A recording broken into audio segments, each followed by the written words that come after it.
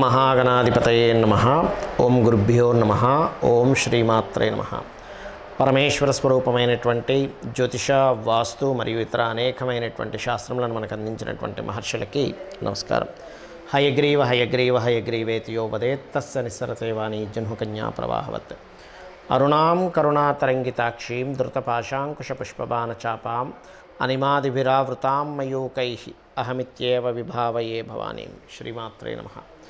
ప్రేక్షకులకి ఆ లలితాంబిక అమ్మవారి యొక్క అనుగ్రహం పరిపూర్ణంగా కలగాలని మనస్ఫూర్తి కోరుకుంటూ మనం ఈరోజు చెప్పుకోబోయేటువంటి ద్వాదశ రాశి ఫలితాలు, రాశి నుంచి కంటే కూడా లగ్నం నుంచి చూసుకోండి. లగ్నం తెలియని వారు రాశి నుంచి చూసుకోవచ్చు. ఇప్పుడున్నటువంటి ఈ ఏప్రిల్ మాసంలో ఉన్నటువంటి గ్రహస్థితి కనుక చూసుకున్నట్లయితే గురువు మేషంలోని, రాహు మీనంలోని, కేతువు కన్యారాశిలోని, అదేవిధంగా కుంభరాశిలో శని యొక్క సంచారం జరుగుతూ ఈ శనితో పాటు కుజుడు కూడా కలిసి ఉన్నాడు. కాబట్టి ఈ కుజుడు 24వ తేదీ నుంచి మారుతున్నాడు. సో శని కుజుల కలయిక కుంభంలో ఉంది. అలాగే రవి 14వ తేదీ వరకు, మనకి 14వ తేదీ నుంచి రవి మారుతున్నాడు మేషంలోకి, మీనంలో ఉండేటువంటి. అదేవిధంగా 25వ తేదీకి శుక్రుడు మారుతున్నాడు మేషరాశిలోకి. ఈ యొక్క క్రమంలో బుధుడితో కలిసి ఉన్నటువంటి గురువు ఇద్దరు కూడా, ఈ బుధుడు వక్రించుకుంటే మీన రాశిలోకి వెళ్తున్నాడు. కాబట్టి ఈ యొక్క గ్రహస్థితిని అనుసరించి ద్వాదశ రాశుల వారికి, అదేవిధంగా ద్వాదశ లగ్నాల వారికి ఏ విధంగా ఉందనేటువంటిది మనం తెలుసుకుందాం. కుంభలగ్నము, కుంభరాశి. కుంభం వారికి కనుక చూసుకున్నట్లయితే రాశిలో శని కుజుల యొక్క సంబంధం ఏదైతే ఉందో ఇది కొంచెం వేడిని, కోప స్వభావాన్ని, ఎనర్జీని కూడా ఇస్తుంది చెప్పాలంటే. కాకపోతే కొంచెం ఈ బాడీ పెయిన్స్ ఉన్నటువంటి వారికి కొంచెం ఆ పెయిన్స్ రిలేటెడ్ సంబంధించిన కూడా ఇస్తూ ఉంటుంది. కాబట్టి కొద్దిగా ఆంజనేయ స్వామి ఆలయాలకు వెళ్ళడం కానీ, ఆంజనేయ స్వామి దండకం చదువుకోవడం కానీ, లక్ష్మీనరసింహస్వామి ఆరాధన చేయడం కానీ చేయండి. దానివల్ల ఇబ్బంది అనేటువంటిది ఉండదు. అయితే ఇక్కడ 2వ స్థానంలో రాహువు, శుక్రుడు, రవి 14వ తేదీ వరకు అక్కడ ఉంటాడు. రవి ఉన్నందుకు విదేశీ ధనయోగము ఇటువంటివి సూచిస్తున్నాయి. అట్లాగే ఈ 2వ స్థానంలో శుక్రుడు కంబస్ట్ అవుతున్నందుకు కొంచెం మీరు ఏదైనా ప్రాపర్టీ పర్పస్లో ఏదైనా ఒక గృహము, వాహనం కొనుగోలు చేయడానికి ధనం ఇచ్చే విషయంలో ఈ శుక్రమౌర్జమి జరుగున్నంత కాలం కొంత జాగ్రత్తగా ఉండండి.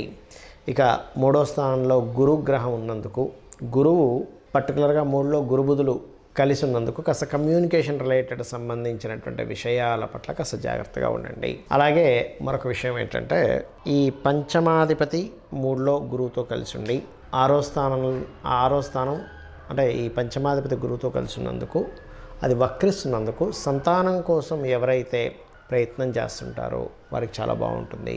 రాజకీయ పరంగా మీరు చేసేటువంటి ప్రయత్నం సఫలీకృతం అవుతుంది. రాజకీయ పరంగా కొంతవరకు సక్సెస్ రేట్ అనేటువంటి చూస్తారు కుంభరాశి వారు. అదేవిధంగా మీకు లోన్స్ కోసం మీరు చేసే ప్రయత్నం కూడా ఫలిస్తుంది. కోర్టు కేసు వ్యవహారాలు ఏమన్నా సరే క్లియర్ అవ్వడం జరుగుతుంది.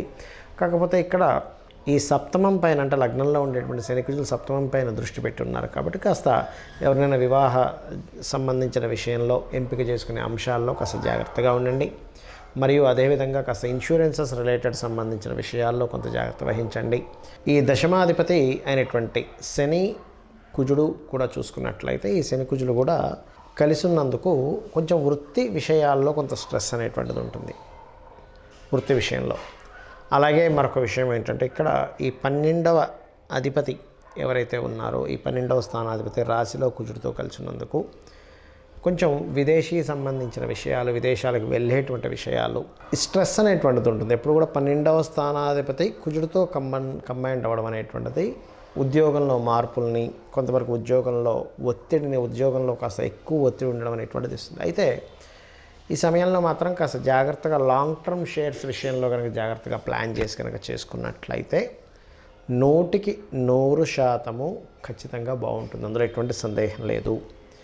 అదేవిధంగా మైనింగ్ రిలేటెడ్ సంబంధించిన వాటిలో ఉన్నటువంటి వారికి, మరియు ఈ బొగ్గుకు సంబంధించినటువంటి వ్యాపారాలు చేసేటువంటి వారికి కొంతవరకు వాళ్ళ లైఫ్ అనేటువంటి కొంత ఆశాజనకంగా మారనుంది అని చెప్పుకోవచ్చు. మరియు మీరు చేయవలసిన దేవతా ఆరాధన విష్ణు సహస్రనామాలు ఎక్కువగా చేయండి. సూర్యుడికి ఆదివారం పూట, ఎందుకంటే 2వ స్థానంలో శుక్రుడిని కంబస్ట్ చేసుకుంటున్నాడు కాబట్టి ఆదివారం పూట పాయస నైవేద్యంగా పెట్టండి. అన్ని విధాలా బాగుంటుంది. ముఖ్యంగా మనకి నేను 2-3 నెలల నుంచి కూడా చెప్తూనే వస్తున్నాను, ఈ శని రాహుకి ఈ కుజ రవులు సంబంధాలు ఉన్నాయి. కాబట్టి దీనివల్ల కొన్ని డిఫరెంట్, అంటే కొంత లోకంలో గొడవలు కావచ్చు, బాంబు పేలడాలు లాంటివి కావచ్చు, యుద్ధాలు కావచ్చు, రాజుల మధ్యని డిఫరెంట్ ఇవి కావచ్చు పెరుగుతుంటాయని. అయితే ఈ నెల ఏప్రిల్ మాసంలో మరియు జనవరి ఫిబ్రవరి నుంచే స్టార్ట్ అయింది ఆ కాంబినేషన్. బట్ ఇంకా ఇప్పుడు శనికుజులు కూడా కలిసి ఉంటున్నారు. కాబట్టి పర్టికులర్గా మీరు ఏదైనా ఈవెంట్స్కి వెళ్ళినప్పుడు కానీ, లేకపోతే ఏదైనా ఒక వినోద సంబంధించిన ప్రదేశాల్లో తిరిగేటప్పుడు కానీ చాలా జాగ్రత్తగా ఉండండి. ఎందుకంటే కుంభరాశిలో శనికుజులు కలిసి ఉన్నారు. అన్ని రాశుల వారికి ఇది కేవలం ఈ లగ్నం వారి, ఈ రాశి వారికి కాదు, యూనివర్సల్గా జరిగేటువంటి అంశం గురించి నేను మీకు చెప్తున్నాను. అదేవిధంగా ఇక్కడ మరొక విషయం ఏంటంటే, ఇప్పుడు మీరు అనుకోవచ్చామండి ఇలా ఉన్నప్పుడు ఖచ్చితంగా నాకు ప్రమాదం జరుగుతుందా, ఎక్కడికైనా వెళ్తే ఏదైనా ఇబ్బంది అవుతుందా?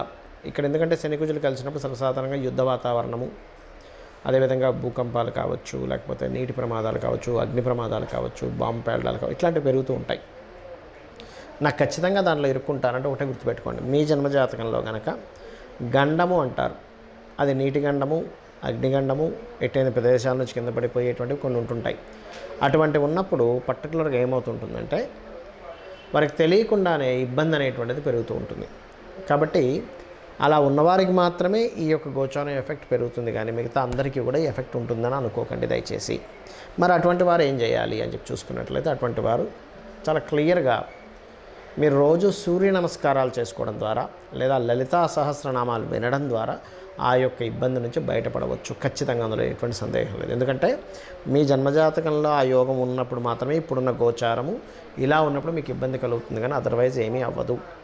మీ జన్మజాతకం ఎందుకు చూసుకోవాలంటే, మనం చేసినటువంటి పూర్వజన్మ కర్మ ఆధారంగా ఈ యొక్క జన్మలో మీరు చేసేటువంటి, అంటే గుర్తుపెట్టుకోండి, మీ లగ్నాన్ని బట్టి మీ యొక్క లైఫ్ ఎలా ఉంటుంది, మీ ధనస్థానాన్ని బట్టి మీ యొక్క జీవిత భాగస్వామి ఎట్లా ఉంటారు, అంటే మీ సప్తమ స్థానాన్ని బట్టి జీవిత భాగస్వామి, మీ ధనస్థానాన్ని బట్టి మీ యొక్క ధనయోగాలు ఎలా ఉన్నాయి, ఎందులో మీకు ధనయోగం ఉంది, అదేవిధంగా మీ తృతీయ స్థానాన్ని బట్టి మీ ప్రయత్నాలు ఏ రకంగా మీరు ప్రయత్నం చేస్తే సక్సెస్ అవుతారు, మీ సిబ్లింగ్స్తో ఎలా ఉంటుంది, మీకు ప్రాపర్టీస్ ఏ దిశలో ఏ సమయంలో ఎప్పుడు కొనుక్కుంటే మంచిది, అదేవిధంగా సంతాన అభివృద్ధి ఎందుకు అవ్వట్లేదు, వివాహం ఎందుకు అవ్వట్లేదు, వివాహం ఆలస్యం ఎందుకు అవుతుంది, అసలు ఇది సరైన సమయమా కాదా వివాహానికి, అదేవిధంగా లైఫ్లో టర్నింగ్ పాయింట్స్ కావచ్చు, జాబ్లో బాగుంటుందా లేనట్లయితే బిజినెస్లో బాగుంటుందా, ఇన్వెస్ట్మెంట్స్ చేయడం అనేటువంటిది మీ ఒకటే గుర్తుపెట్టుకోండి, ఇన్వెస్ట్మెంట్స్ ఎప్పుడు చేయాలి, ఏ సమయంలో చేయాలి, ఎలా చేయాలి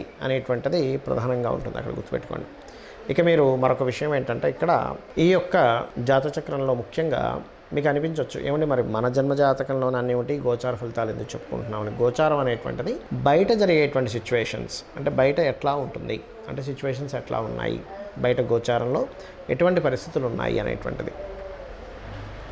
అంటే బయట వాతావరణం బాగాలేదు, లేదా ట్రాఫిక్ బాగా జామ్ ఉంది, మనం వెళ్ళాల్సిన సమయం వెళ్ళలేకపోతుంటాం, లేదా బయట మార్కెట్ బాగాలేదు ఒక ప్రోడక్ట్కి, అప్పుడు అమ్ముడు పోతుంది.